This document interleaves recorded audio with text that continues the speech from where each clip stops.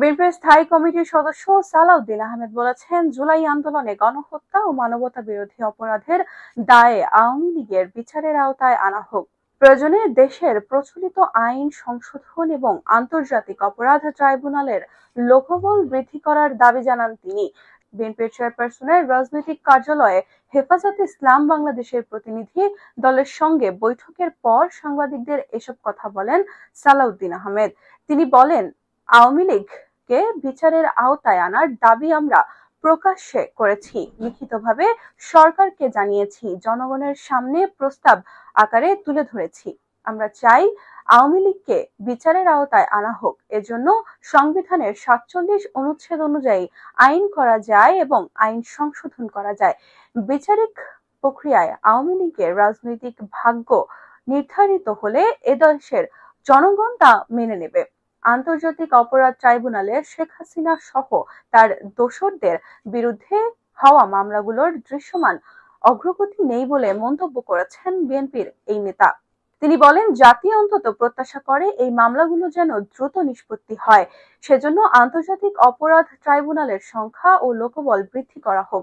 প্রয়োজনে বিভাগীয় পর্যায়ে ট্রাইব্যুনাল স্থাপন করা যায় কিনা তা পরীক্ষা নিরীক্ষা করে দেখা যেতে পারে। নির্বাচন নিয়ে বিএনপির স্থায়ী কমিটির এই সদস্য বলেন, আমরা যেমন সংস্কার ও আওয়ামী লীগের বিচার চাই, তেমনি গণতান্ত্রিক প্রক্রিয়ায় উত্তরণের বিষয়টি বিবেচনা করতে চাই।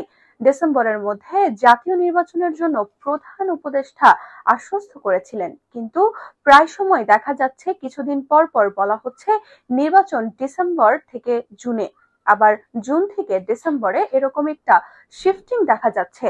বিভিন্ন মহল থেকে নির্বাচন বিলম্বিত করারও বিভিন্ন পায়তারা লক্ষ্য করা গেছে। আমাদের জোরালো দাবি, প্রধান উপদেষ্টা অবশ্যই দ্রুত নির্বাচনের রোডম্যাপ দেবেন, যাতে ডিসেম্বরের মধ্যে নির্বাচন করা যায়। এসব দাবির সঙ্গে হেফাজতে ইসলাম একমত হয়েছে বলেও জানান তিনি। বৈঠকে আলোচনার বিষয়ে সালাউদ্দিন আহমেদ বলেন, ২০১৩ সালে মতিঝিলে হেফাজতে ইসলামের ওপর যে নির্মম নির্যাতন ও হত্যাযজ্ঞ চালানো হয়েছিল তার সঠিক সংখ্যা এখন পর্যন্ত নির্ণয় করা হয়নি। সেই হত্যাযজ্ঞের বিচার চেয়ে আদালতে মামলা করা হয়েছে। হেফাজতে ইসলামের পক্ষ থেকে দ্রুত এই মামলার বিচার চাওয়া হয়েছে। আমরাও তাদের সঙ্গে একমত। তিনি বলেন, বাংলাদেশের বিগত ফ্যাসিস্ট সরকারের আমলে আলেম ওলামাদের ওপর অসংখ্য মিথ্যা মামলা দায়ের রয়েছে, জেলে রাখা হয়েছে এবং সীমাহীন নির্যাতন করা হয়েছে।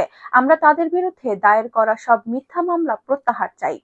শনিবার রাত ৮:৩০টায় শুরু হয়, রাত ৯:৩০টায় শেষ হয় এই বৈঠক। এতে বিএনপির পক্ষ থেকে সভাপতিত্ব করেন দলীয় মহাসচিব মির্জা ফখরুল ইসলাম আলমগীর। উপস্থিত ছিলেন স্থায়ী কমিটির সদস্য সালাউদ্দিন আহমেদ। হেফাজতের মহাসচিব মাওলানা সাজিদুর রহমানের নেতৃত্বে অন্যান্য নেতাদের মধ্যে উপস্থিত ছিলেন ডক্টর আহমেদ আব্দুল কাদের, মাওলানা মাহফুজুল হক, মাওলানা মহিউদ্দিন রাব্বানী, মাওলানা বাহাউদ্দিন জাকারিয়া, মাওলানা জুনাইদ আল রাবিব, মাওলানা আজিজুল হক ইসলামাবাদী, মুফতি মনির হোসাইন কাশেমি।